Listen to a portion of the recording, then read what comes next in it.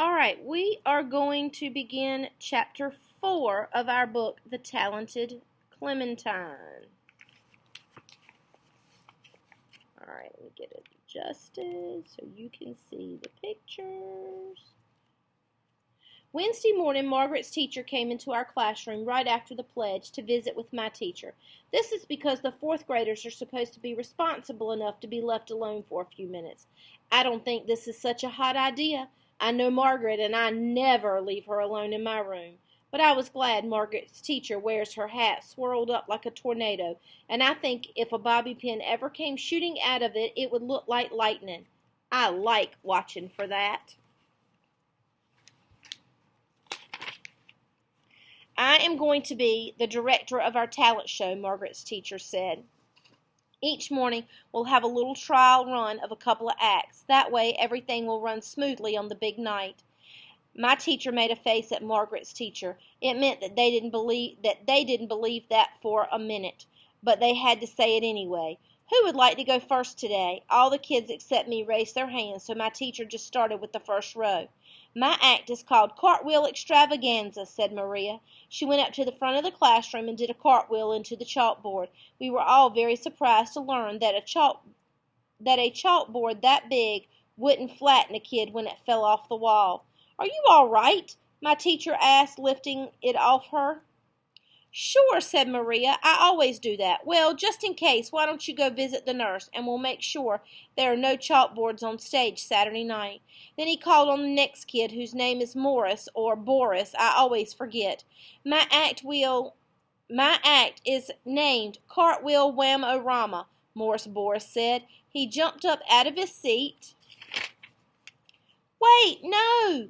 My teacher cried, throwing his arms around the fish tank. But it was too late. Boris cartwheeled to the front of the room, where he didn't knock over the fish tank, thank goodness, only the hamster cage. Zippy and Bump looked pretty surprised to be out on the floor like that, and they let Boris scoop them right up. Thank you, Norris, my teacher said. Are you all right? Oh, I wrote a big N on my arm so I wouldn't forget. We'll make sure there are no hamster cages on stage either, and just to be safe, why don't you go visit the nurse too?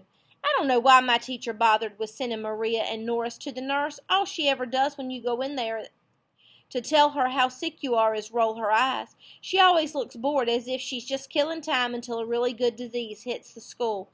Maria and Norris could have head lumps the size of toasters, and all our nurse would do is hand them a frozen sponge. Now, my teacher was saying, does anyone have an act that isn't cartwheeling?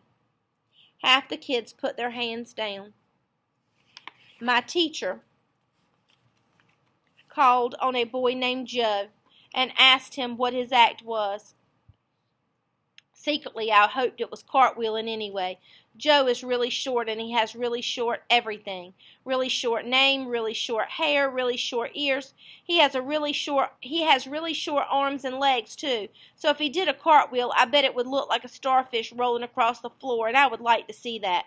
But nope. Joe took out a harmonica from his pocket. I'm going to play this, and my dog Buddy's going to sing. Your dog? My teacher asked. Your dog sings? Joe went over to the open window and whistled. His big brown dog, who waits all day on the playground for him, ran over. He jumped up and put his paws on the window ledge. Then Joe blew into his harmonica. Buddy threw his big brown dog head, closed his eyes, and howled. See, said Joe, Buddy loves my harmonica playing. Well, I don't know, my teacher started. Then Margaret's teacher came over and wrote something in her notebook and showed it to my teacher. I guess it was, at least that's not cartwheels, because my teacher said, okay, 2 rules. First, Buddy has to be on a leash. And second, if he has an accident on stage, you have to clean it up. Joe said okay, and then my teacher said, that's enough for one day. Time for social studies. Which was lucky because I was the next person in the row. But I couldn't stop thinking about not having any act to do. My teacher had to say, 6 Clementines, you need to pay attention. which is a lot, even for me. By the time the bus came, I was so tired from worrying that my neck felt too weak to hold up my head. I flopped over in the seat. There she is.